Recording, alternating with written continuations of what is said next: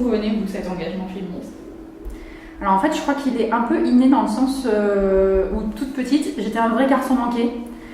Et ça, voilà, ça m'a suivi pendant toute mon enfance. Pour moi, c'était impensable de mettre une jupe et qu'on m'oblige à faire telle ou telle chose parce que j'étais une fille, à s'habiller de telle manière, à jouer à tel truc. Et je comprenais pas pourquoi on m'oblige à faire ça. Et donc, j'étais quand même dans un rejet des rôles traditionnels, des rôles genrés qu'on attribue aux garçons et aux filles depuis toute petite. Et pour moi, voilà, il y avait une égalité absolue entre garçons et filles et ça m'a insupporté, donc dès le plus jeune âge, qu'on me dise le contraire. Donc finalement, c'était un peu viscéral en fait, cet engagement féministe. Et donc l'inégalité entre les hommes et les femmes, ça passe justement par des assignations genrées.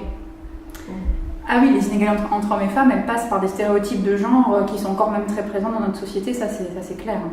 Vous avez abordé le fait qu'aujourd'hui c'était mal perçu, le féminisme, comme vous dites, justement ça passe mieux de dire qu'on est au planning que d'être féministe.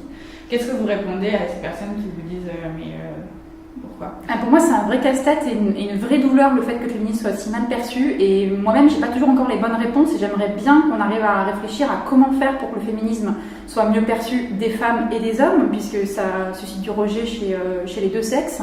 Et j'ai pas toujours la bonne réponse quand on me dit mais vous êtes agressive, mais moi en tant qu'homme, sur le fond, je comprends très bien ce que vous dites, mais j'ai aucune envie de m'impliquer dans vos combats parce que je sais que je vais être mal reçue, etc. Je sais pas quoi vraiment répondre et je suis assez désemparée par rapport à cette question-là.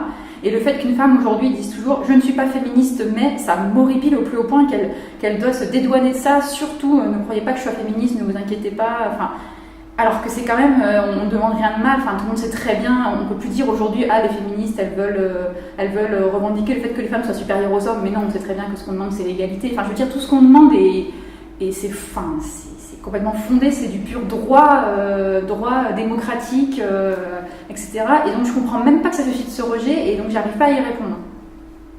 Et justement, alors vous, si vous deviez résumer ce qu'est pour vous le féminisme, ce serait quoi? Féminisme, alors ça peut être, le féminisme peut être, je sais pas, résumé par un grand concept qui est l'égalité entre les êtres humains déjà, tout simplement, quoi, reconnaître que la moitié de l'humanité a autant de droits que l'autre moitié. Qu'il n'y a pas de raison de la discriminer en raison de son sexe.